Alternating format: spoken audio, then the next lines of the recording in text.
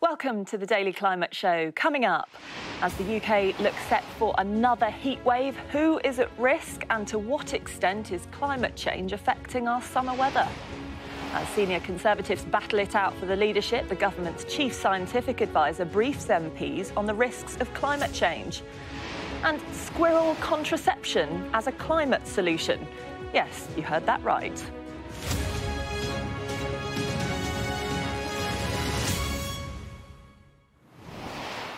Hello and welcome to the Daily Climate Show, where we track the changes happening to our world, hear from the people hit hardest by those changes and report on the race for solutions. Now, it's hot and getting hotter. Not just the forecast for this week, of course, but for the rest of the century as the world burns more fossil fuels. The science is unequivocal and the data is clear. The UK's 10 warmest years on record have all occurred since 2002. We'll look at that context shortly, but first we can talk to Aisha Zahid, who is in Richmond in southwest London for us.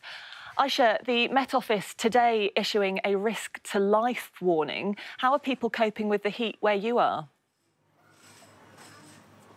Well, people have been enjoying the sunshine, but also taking precautions. Of course, this weather can have adverse effects on health, and be that dehydration, heat stroke, heat exhaustion. It can also exacerbate symptoms for people with underlying conditions like heart and lung problems as well. And heat waves can affect virtually anyone, but there are particular groups more at risk than others, and that includes elderly people, people who live alone, babies and children, people who work outdoors, and like I mentioned, people who do have underlying health conditions as well. So the UK Health Security Agency is really urging people to be cautious, to make sure they stay hydrated, to make sure they're using sunscreen, and to try and avoid going outdoors between 11 in the morning and 3 o'clock in the afternoon, or trying to avoid direct sunlight at least, because that's when UV rays are at their strongest. Aisha in Richmond in southwest London, thanks so much for that update. Well, let's look at the context here. I'm joined by our science correspondent, Thomas Moore. Thomas, we just talked about how the UK's 10 warmest years on record have all occurred since 2002. This is much more than just a bit of summery weather, isn't it? Very much so. And if you look at the summer temperatures too, they're getting progressively warmer. If you look all the way back, more than a century, the 5 warmest summers have all been since 1976. And if you look forward, and there is increasing concern about what will happen this century. So the Met Office has done some analysis of the year 2018, which is a very warm summer, the warmest on record, jointly with other years. But they found that a warm summer of that temperature was 30 times more likely as a result of all the greenhouse gases in the atmosphere. And if you look at specific temperatures, they believe that by mid-century, the chances of having a warm summer are going to be 50-50. So you'll have a really warm summer every other year. And by the end of the century, the chances of temperatures going over 40 degrees at some point in a year will be once every 3 to 4 years. It really is going to be very warm indeed. And just really quickly, while we've got you, this is really serious. People are dying from climate change. Yeah, very much so. If you look at recent years, there's been an average of 2,000 deaths a year from heat. Going forward, the predictions are that that will increase to 7,000 a year. So this isn't just uncomfortable, it really is deadly.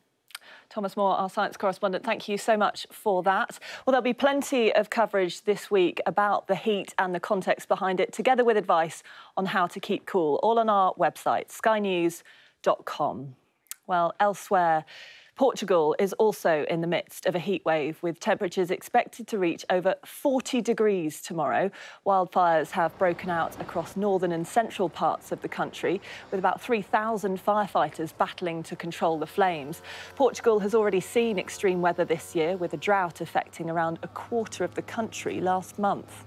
And over in the United States, Yosemite National Park in California has been hit by wildfires, threatening the largest grove of sequoia trees. The trees are known for their size and age, with one thought to be more than 3,000 years old. Well, let's get a bit more of today's climate news now. The biggest pipeline carrying Russian gas to Germany has begun annual maintenance work, with flows expected to stop for 10 days. But Germany is bracing itself for the possibility of Russia imposing a longer or even permanent shutdown of the Nord Stream pipeline due to tensions over the war in Ukraine. The German parliament recently approved the reactivation of coal plants following a reduction in gas supply from Russia. Well, this comes as the EU's climate chief warned Europe is at risk of civil unrest this winter over high energy prices. Frans Timmermans said climate goals would not be met if society descends into very strong conflict and strife. Speaking to The Guardian, he said countries should make a short-term return to fossil fuels to ease tensions and keep industry functioning. And a new birth control plan to reduce the number of grey squirrels in the UK is showing promising signs, say researchers. The government-backed scheme involves using a feeder that excludes most other wildlife to give squirrels an oral contraception.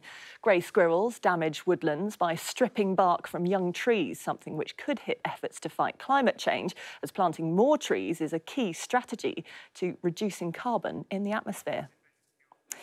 Well, shortly after Boris Johnson became Prime Minister, he received a briefing from the government's chief scientific advisor, which he credits with changing his mind about climate change. Today, more MPs are receiving a briefing from Sir Patrick Vallance following a campaign from Angus Rose, who went on hunger strike outside Parliament. He only ended his strike after 37 days without food, when MPs were offered the briefing. The UK is currently aiming to have a vastly disproportionate share of the globally limited carbon budget. So I did this hunger strike out of desperation to try and secure a livable future for my 5 nephews and niece. A good way to understand it, I think, is if I was living in Ukraine as a Ukrainian, I'd be risking my life to defend, to protect my family and community and those people who care about me. Well, joining me now is the former editor of the British Medical Journal and one of those who has been pushing for this briefing. That's Dr. Fiona Godley. Fiona, thank you so much for joining us today. It seems crazy to me that this is the first ever high-level briefing to MPs on climate change. It is extraordinary, and I agree. I suppose we just have to say it's brilliant that it's happening. And it's a real opportunity for MPs from all parties to hear an official update on climate science and to understand the urgency of action and to explore, what is happening and what needs to happen. Because as you've heard, earlier on in your show, the urgency is real. We're talking about hitting the 1.5 degree tipping point into catastrophic climate change, possibly sometime around 2033 on latest estimates. That's in 11 years' time. It's really inconceivable to think that that is the case. And we've got a very strong consensus now among scientists and health professionals that that tipping point will lead to really catastrophic consequences for human health and survival. And what can Sir Patrick Vallance tell MPs that they don't already know? I mean, there's so much information available. Well, that's absolutely right. And I think that's one reason why some may think they need not attend. But I think what's really important, one of the things I've been thinking about is where is the COVID-style response to climate change? We had daily updates from Sir Patrick, rightly so, and Sir Chris Whitty and others about COVID. And that's the kind of more than that, the level we need in relation to climate change, because the consequences of catastrophic climate change are so much greater around the world, but also in this country. So, what can he tell them? He needs to give them an update. They need to understand the urgency. They need to see this as a crucial priority for all politicians to lead us through this very difficult time. And we've obviously got the Tory leadership race at the moment. What do you make of what you've been hearing from those hopefuls, and what do you want to be hearing from them? Well, I think we have to see this as beyond party politics, of course, but we are at a very interesting moment when a small number of the general public will be in a position to vote our next Prime Minister into office. And I very much hope that those people will take climate change as one of their key priorities, will listen to the candidates' messages on this, will understand that the Climate Change Committee says we're failing on all but 8. We're only ahead on 8 of the, I think, 50 or so key indicators for reducing our climate burden. And Those ones we're failing on are transport, energy efficiency, housing, and public engagement with the whole issue around climate change. So there's an enormous job to be done if we are really to prevent what I think will be within our lifetime, and certainly within the lifetimes of our children and grandchildren, a very much more dangerous place to live, and possibly unsurvivable temperatures. And very quickly, while we've got you, do you think these sorts of meetings, these briefings for MPs, should become a regular thing?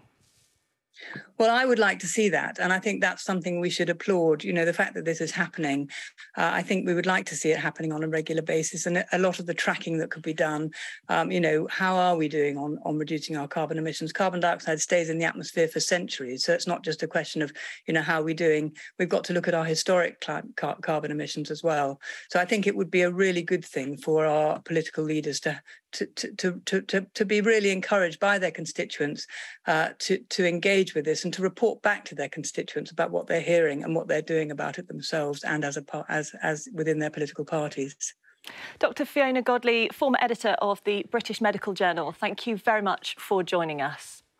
Thank you. And just before we leave you, this is the moment British climber Harry Shimin feared for his life as an avalanche came thundering down a mountain towards him in Kyrgyzstan.